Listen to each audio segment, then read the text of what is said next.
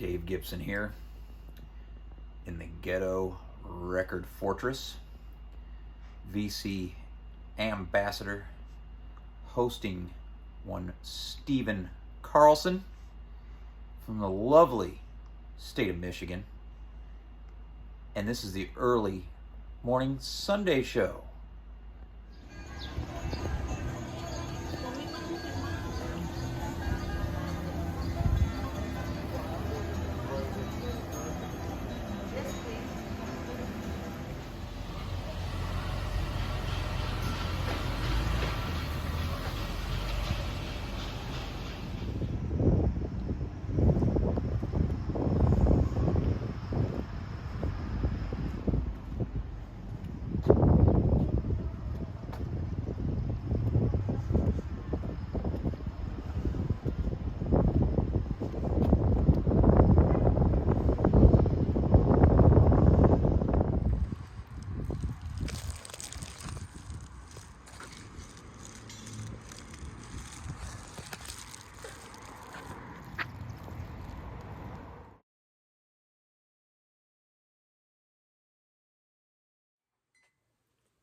Hey, welcome to the early morning show.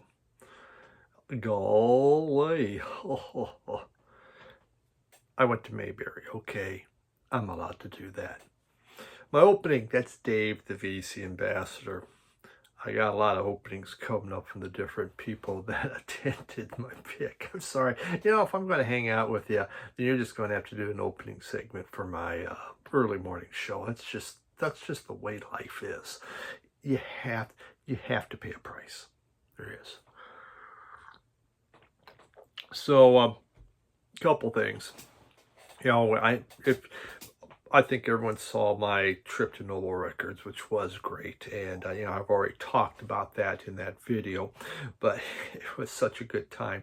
But a few things. So, first, on the way back, I stopped to see Kris and his channel's Dixieland Farms. He's a music, he loves music, collects music, but his passion is Disneyland, Disney World, and does a lot of videos, and he knows everything there is, him and his wife Marisa. So I was able to stop and meet them, and it was great. It was like kind of like meeting, just someone I've always wanted to meet and have a chance to talk to. And he put out a video of me listening to Bitches Brew and Quadraphonic Sound, which it was the most incredible thing. Wow, just wow. It's just wow. So that was really neat.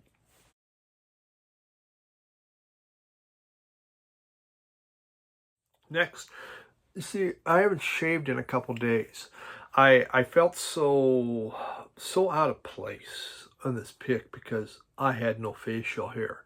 Now, Art, the North Carolina vinyl picker, was missing a beard too, and I don't know, Art, what's up with that, because it seems to me down south you have beards. Everyone has beards, and here I was. I mean, I looked totally out of place, with no beard. In fact, I even shaved. If I'd thought about that, I would not even shave before I left, just so I could fit in better. But if I grew a beard, you wouldn't see it anyway, or it'd be gray now. So, yeah. There, that's what we got going on. So this week we're pre-recorded again because I'm in Nebraska now. We went down Thursday, flew down Thursday, flying back today on Sunday.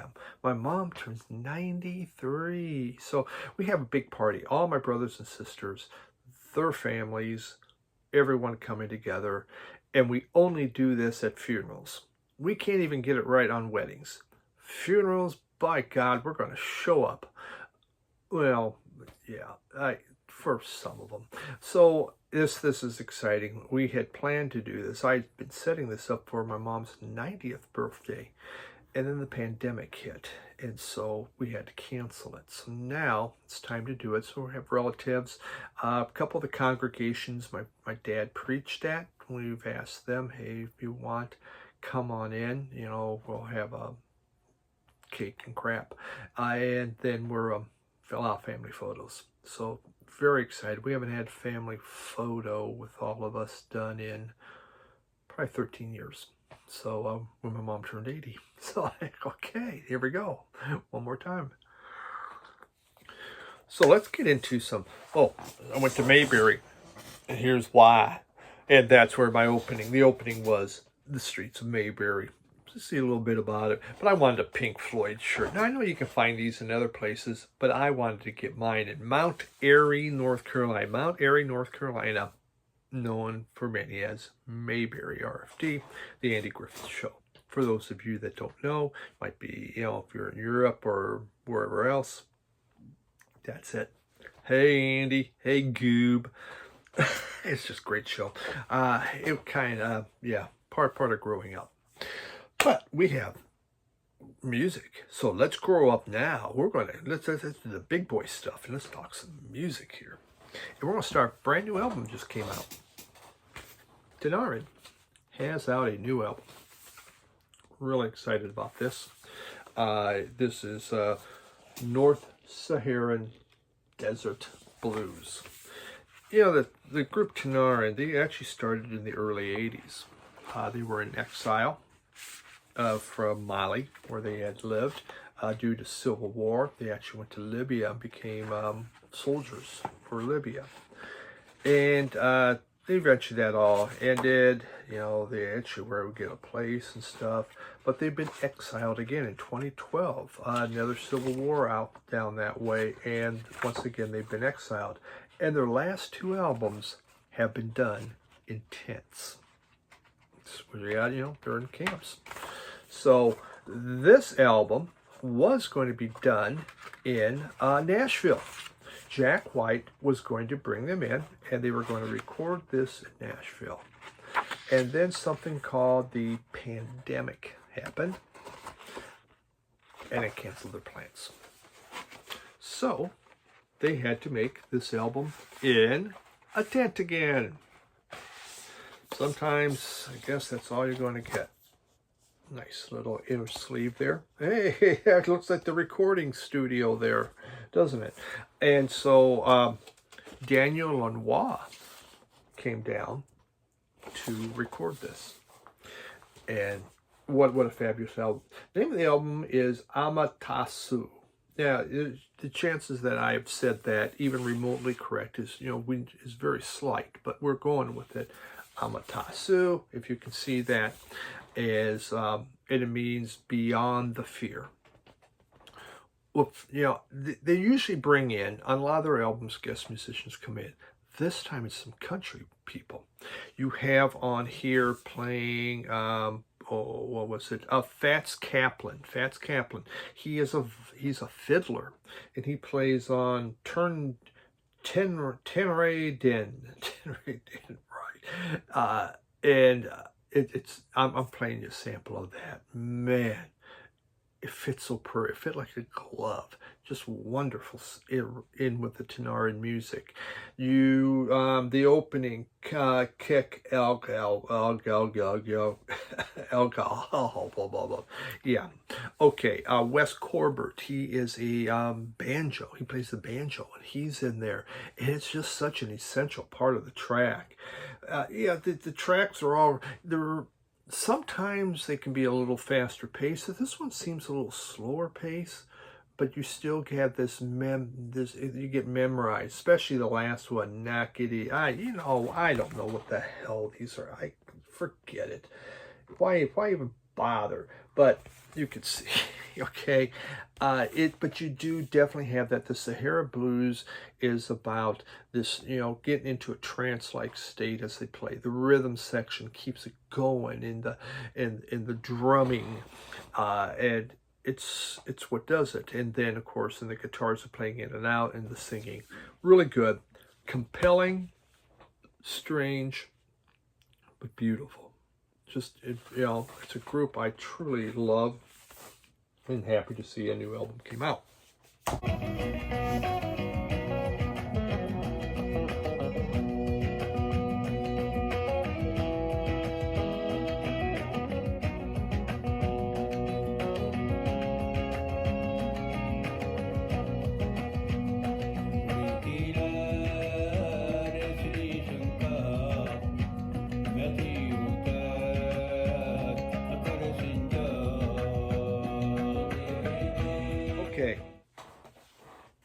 Rich Kids, Record Store Day. Let's talk a little bit about this purchase. First off, it came with an inner sleeve, and again, my appreciation for the labels that said, you know what, let's do a proper inner sleeve instead of giving the poor sad bastards just a white one, because you know it's Record Store Day and they will buy whatever we give them, and there's some truth to that matter. Here, this, and this album you can still pick up pretty inexpensive. What makes the album, it's what's fascinating on this is Glenn Matlock had been kicked out of the Sex Pistols, so he plays on this. And Midge Ure, who went later, you know, became very famous with Ultravox, is on here, and he had come from the group Slick. So they got together. This is kind of power pop. It's during the punk time, but the punk, there's tinges of it on there, but it's definitely not punk. Mick Ronson produces the album and also plays keys on the title track, Ghost of the Princess Towers, and that is the name of the album, Ghost of the Princess Towers. So Ronson, you can hear him playing piano on there. Ghost of the Princess Towers actually went to number 24, the single. This album didn't do that well, but you will find Rich Kids on various punk compilations, especially ones dealing with the UK. You do have, there's like the second song, Hung on You. It's just a really nice hard rocker of a song, very enjoyable. The title track, Ghost of the Princess Towers, is really catchy. It does grab your attention, really good. It's a very good song. Then, on some of this, they kind of traded in maybe some of that punchy power pop for a harder rock sound, which is really good. But I would, if anything, the recording's kind of muddy. You could tell it wasn't being done for a lot of money. You get that feeling on it. But still, it is an album that's I haven't ever seen out there, one that I didn't know about just through punk compilations. So I was happy to get this. Not really punk, a little more of a power pop, harder rock type feel with a little punk edge in there. Rich Kids.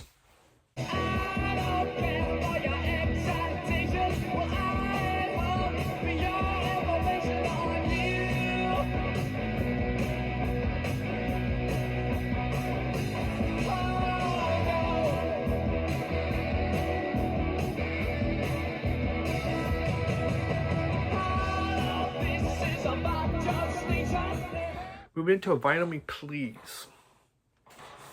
I got a lot of, so many Vinyl Me Please to show. I don't know why I'm so slow. And I always want to show something new, something brand new that came out this year. But Vinyl Me Please does a wonderful job. And this one's here is Sublime. And again, just, you get in they put in, generally this, a drawing or painting or something like that. You can frame up. That's pretty neat looking.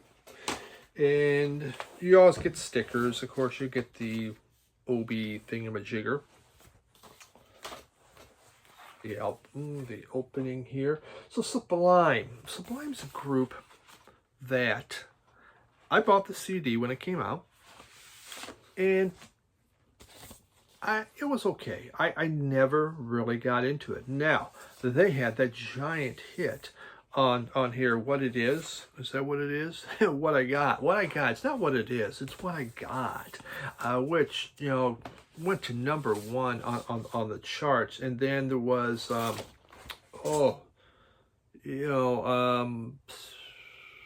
was another one. Oh, Santeria. That also was huge, and that took over the charts for this one. I showed you that. I don't even know what that is. Isn't creamsicle? I'm going to call that a creamsicle vinyl. And the other inner sleeve. You have that picture. Oh, look at that. That's nice. The tragedy behind this album is their lead singer, Bradley Newell, died of heroin couple months before this, and maybe that's him, I don't know. a couple months before its release. You know, the group had been struggling. Their previous albums hadn't done that great. Actually, I had a couple of them, but this is the one. And some people, critics will tell you, well, you know, it got a little extra because the lead singer died. People are, oh man, that's over. There could be some of that, but it doesn't matter. This is their third album. It is their self-titled album. You know, the group formed in 88, went to 96. Ska, punk, reggae, rock is what you will hear on this. It's, you know, some aspects, there's definitely some hardcore going on, but then you really get this reggae beat going. A couple of songs where they use more dub, I think, are a little bit slow, maybe not as exciting. But, you know, you have things like, oh, the song Wrong Way, I thought was really good. It's just a great, fast-paced reggae song. You know, What I Got, their hit, is so darn catchy. It is. I never was I say I liked it, but it was like, wow. And once again, one of these albums where you revisit here, you know, this came out in 1996, so you think about that. It's almost 30 years old. And to me, it seems like it's new music, but it's 30 years old. For the people watching my channel, which, you know, generally you're over 50, for those young kids under 50, thanks for watching, by the way. You might have got lost on the way here. I don't know. I don't know how you found my house with the, you know, the creepy old guy, but thanks. But, you know, for you, it might not be, you know, it may be old, but, you know, for someone older, it's like, God, 30 years ago, isn't that something? So, it's half a lifetime. But yeah, it was finally Please We did it. I was debating on it. Do I want it or not? But I took it, and I'm glad I did. You know, it's good to revisit stuff at times. Limited space, you can only revisit so many things. Or if you do, then you got to decide what to get rid of. But I have found so many albums, especially from the 90s, that I just didn't really get to because I bought too much music that I didn't really enjoy. And so now, slowing down to where I had been, and if you think I bought a lot now, you should have seen CDs in the 90s. It's been kind of fun revisiting this.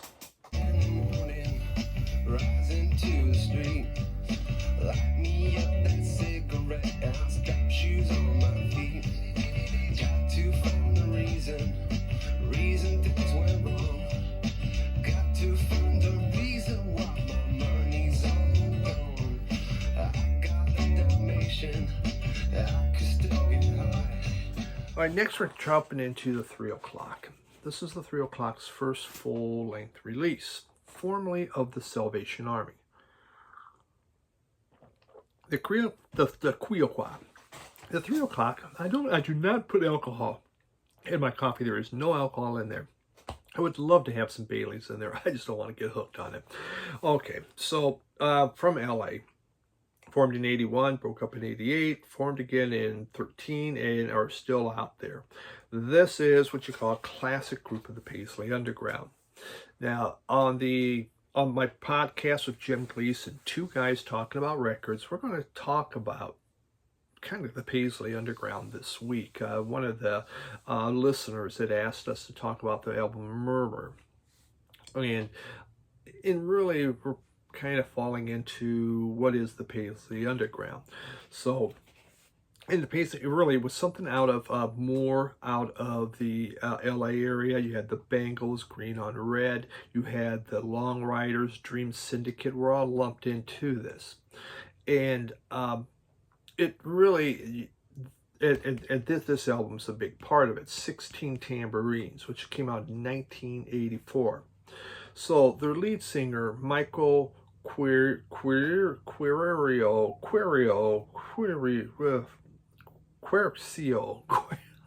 God, I don't know why can't everyone just be John Doe? It's just, oh my God, like X, Quercio, whatever his name is, Michael. It's a Mike, okay, Michael. Once again, proves my point, Mike. He was he was with a friend who was had a group, and her friend was, what was her name? Lena Cedillo. and her group was Peer Group. And they're out and they're rehearsing, and he's listening, and she's there, and she's kind of doing a spoken word part. And she's wearing a red paisley dress. And during the spoken word part of the song, she refers to the Paisley Underground. She goes, "These are words from the Paisley Underground." And that caught his attention, and he actually talked about it with her later. I go, "Wow, that was really interesting. I liked what you said about that." So he's doing an interview a few weeks later, and people are saying, "Well, what type of music is this?" And he goes, "It's music from the Paisley Underground." And he uses that, and it took off. Now, a lot of these air groups hated it. They didn't want to be labeled. What do you mean we're labeled the Paisley Underground? But it came about because the music, they were pulling their influences from the 60s. But these groups had different influences. You know, you think of something like the Long Riders or even Green on Red, it was more of a Graham Parsons. But then you could have the Bangles, there was more of the Byrds. And so, but they were pulling from especially some of the janglier music of the 60s, but not necessarily all of that. You know, you've heard some I've played that had a Beatles type sound. And so they had those influences that they then put in with punk sensibility. Not hardcore punk, but they, you know, it's just, you know, hey, more of a punk aesthetic. And that's what we came up with. So on here, this group, the keyboards really are pushed to the front. You hear a lot of keys on here. Also, the lead singer, Michael, has an incredibly high voice.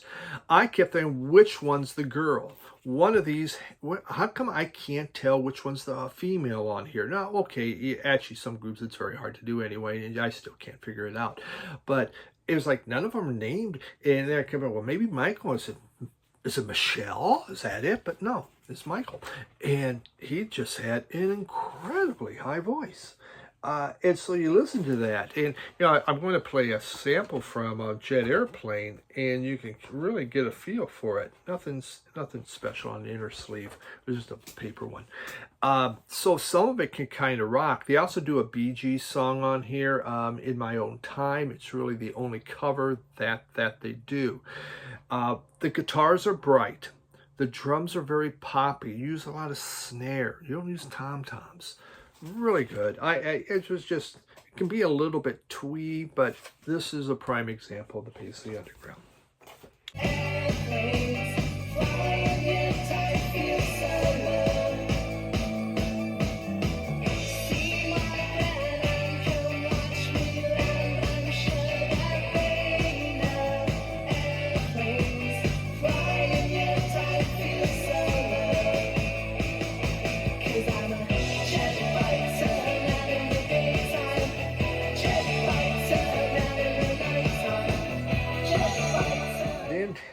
This one, this was recommended by a viewer like you, and I going to do a video on favorite album covers, or album covers that make you huh.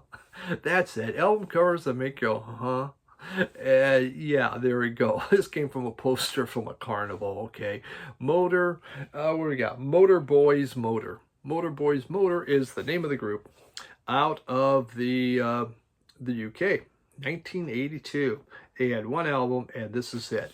It's like energetic punk cum boogie type music, and you know, they have the song on here, Here Comes the Flintstones, which, interesting enough, two members of this group, including their guitarist Bill Carter, went on to form the Screaming Blue Messiahs, who made the song I Wanna Be a Flintstone. Things that make you go, okay. Yeah, even, you know, the very first song, Drive Friendly, it just has this great riff going on and these pounding drums. And when I listen to it, I go, God, that's like from a Screaming Blue Messiah song. He took the riffs, Bill Carter took those riffs and brought them into the Screaming Blue Messiahs, which is a group that I absolutely adore. I love that group so much. So this is how they started. And one of you had mentioned this to me and said, you know what, have you ever checked this out? Now, their vocalist is not the greatest. He's not. Bill Carter does the singing and screaming Blue Messiah, but not on here. Their vocalist was named something else. And Tony Moon. I don't know if Tony Moon went on to do anything else. He might have. He also does the jaw spring. I guess it must be like the jaw harp. I don't know. So, yeah. The members, they met each other on a fishing trip in 1980, and on that fishing trip they decided to form a band, and their influences were Captain Beefheart and Howlin' Wolf, of all people. So it's yeah, since I love the Screaming Blue Messiahs, that was really good. And speaking of Screaming Blue Messiahs, like, here's a 12-inch with a sales receipt on here from their song I Can Speak American. Great song. I show this 12-inch because I'm trying to get into the market where Harris Pilton's at and take some of his subs, because he is the 12-inch channel. Harris Pilton shows 1 billion. I mean, I swear to God, he only will buy 12-inch albums. And I always give him crap about that. So there was a 12-inch. I'm trying to get into his market. So Harris Pilton, there we go. I got a 12-inch, damn you. All right. Motorboys Motor. Is it essential? No, unless you really like that cover art. Or if you're a big fan of the Screaming Blue Messiahs. Then it is.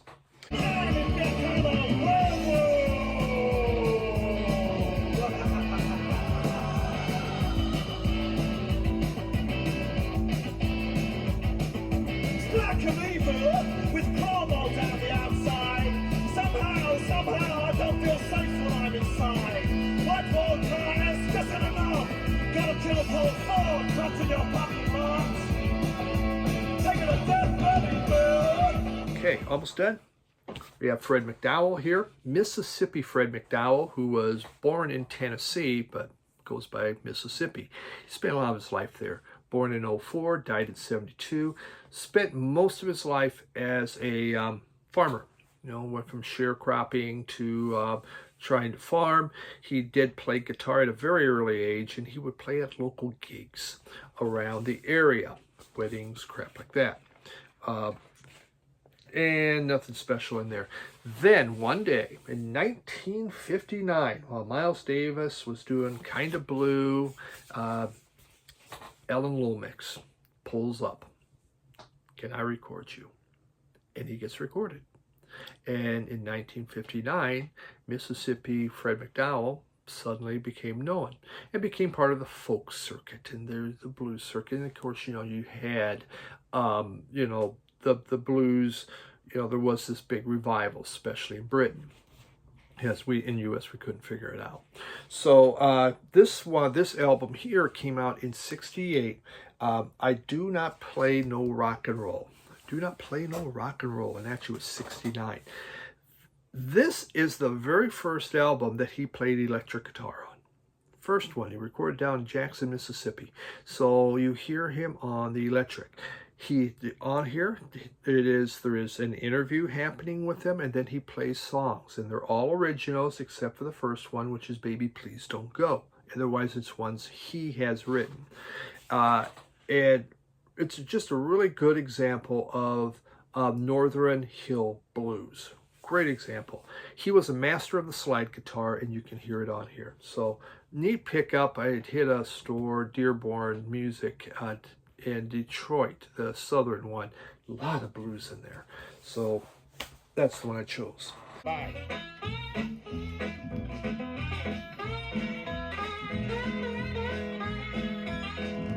If you don't like that onion, I ain't gonna buy you door.